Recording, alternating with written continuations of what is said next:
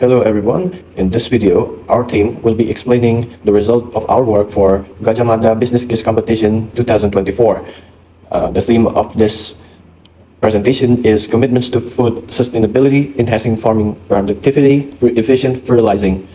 I am joined here with our team and my team members, Adriansyah and Gabriella Vincenta, and including myself, Richard. We will be talking about the introduction for the case of this competition.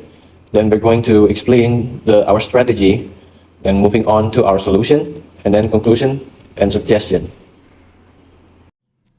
Introductions of cases here, and we would like to introduce it one by one. Let's start with World Food Day in 2024. World Food Day is a day that aims to raise awareness in public regarding the important problem of hunger and food shortages, because about 733 million people in the world experience a hunger problem. This often affects children, women, and villagers all over the world. In 2024, World Food Day has its theme for this year called Right to Foods for a Better Life and a Better Future. To decrease and face this problem, Indonesian President Mr. Prabowo Subianto declared his commitment to bring Indonesia as a successful food self-sufficient country. For Indonesia to be a successful food self-sufficient country, Indonesia must be capable of producing and fulfilling its own food needs amid the El Nino phenomenon that occurred in Indonesia. Next, from the second image, beside a picture of World Food Day, we have the Global Food Security Index, known as GFSI in short.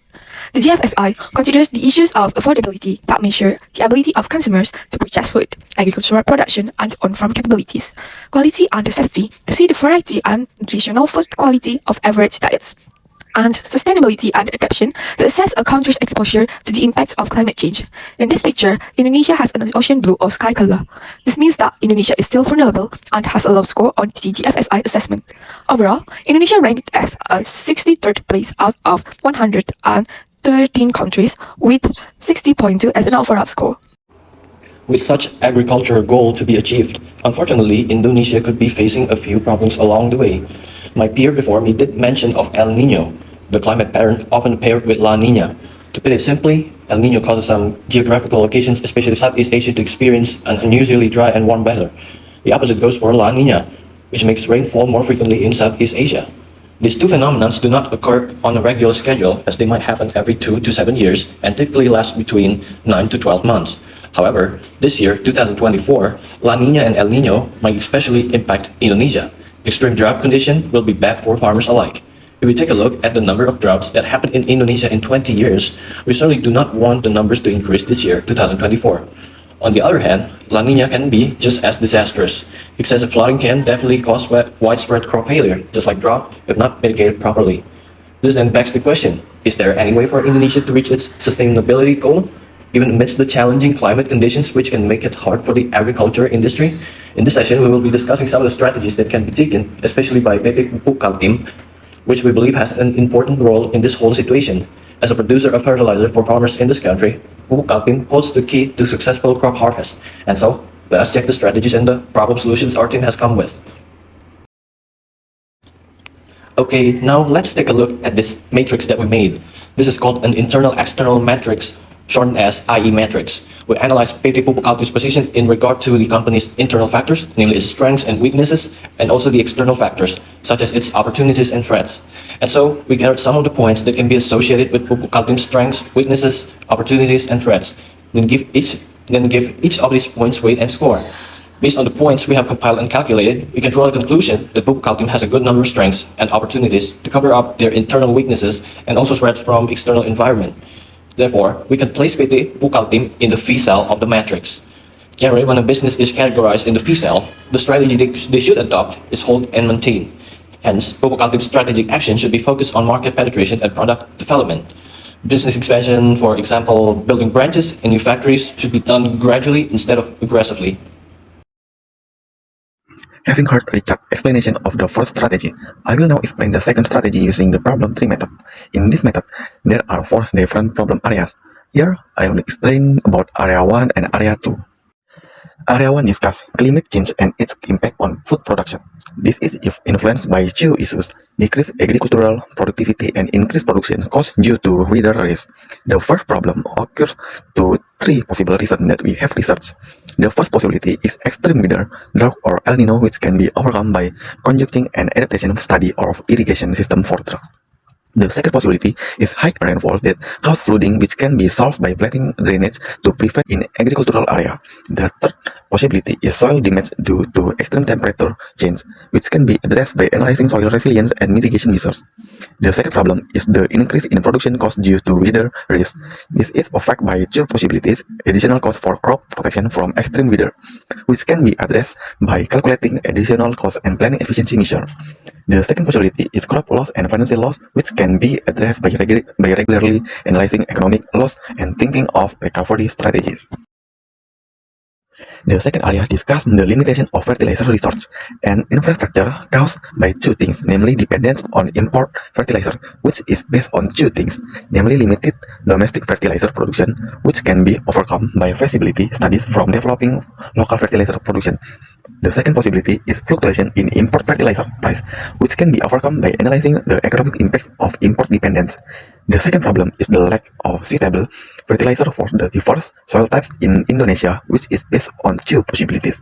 The first possibility is the large variety of soil types that require different types of fertilizer. This can be addressed by researching fertilizer needs based on soil types. The second possibility is a lack of access to information for farmers to choose the right fertilizer. Next will be explained by Gabriella. Our strategy in Area 3 is about declining human resources in the agricultural sector. This area is caused by two problems in it. The first problem is the declining number of farmers, possibly caused by the less interest in agriculture by the young generation. With educational programs, the younger generation can be attracted to the agricultural sector, so that they can continue the agricultural sector in the future.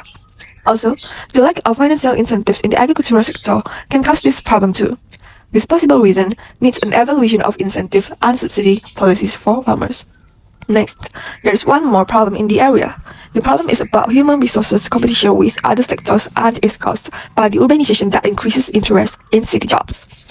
This was also being analyzed with some analysis of the impact of urbanization on agricultural employment. In addition, there's one more possible reason for this problem that is caused by the limitation of specialized training for the agricultural sector. This has to be solved with some evaluation and development in agricultural training programs. After listening to the case presentation regarding the strategy we researched, we came up with two solutions. First, we intend to create an application called PKT, or an acronym for PT Pupuk Kaltim, that will be integrated directly with the hardware embedded in the soil where farmers grow crops, so that the device can detect soil condition. In addition, we also create an application that will help farmers in farming, because in the application we create a feature for scan and sensor that will determine the needs of the soil and reminders for plant that must be watered, so that the hardware embedded in the soil can signal like an alarm that the plant must be watered, like the example in the picture. In addition, the app has an online shopping feature for products provided by Pupuk Kaltim and an online consultation feature with crop expert at Pupuk Kaltim. During the online consultation, farmer in East Kalimantan can be request team from Pupuk Kalimantan through the online consultation section, so that Pupuk Kaltim can send the team to the farmer location through to the farmer request through the PT Pupuk app. Our second solution is that PT Pupuk Kaltim should create or collaborating with PT Pupuk Sriwijaya Palembang to produce dolomite fertilizer. Dolomite fertilizer is lime formed by smoothing limestone with magnesium content without heating process. Dolomite fertilizer can neutralize peaty soil so that it can help many farmers in farming. We would like to close our presentation by telling our conclusion and suggestion to Pupuk Kaltim. We can conclude and give suggestions that Pupuk Kaltim has to improve their productivity in production with good technology, making a good application to help and attract farmers, and doing some evaluation in their company to make improvements in the future and compete with the other competitors with sustainability. And that's all from our team. We would like to say thank you and goodbye.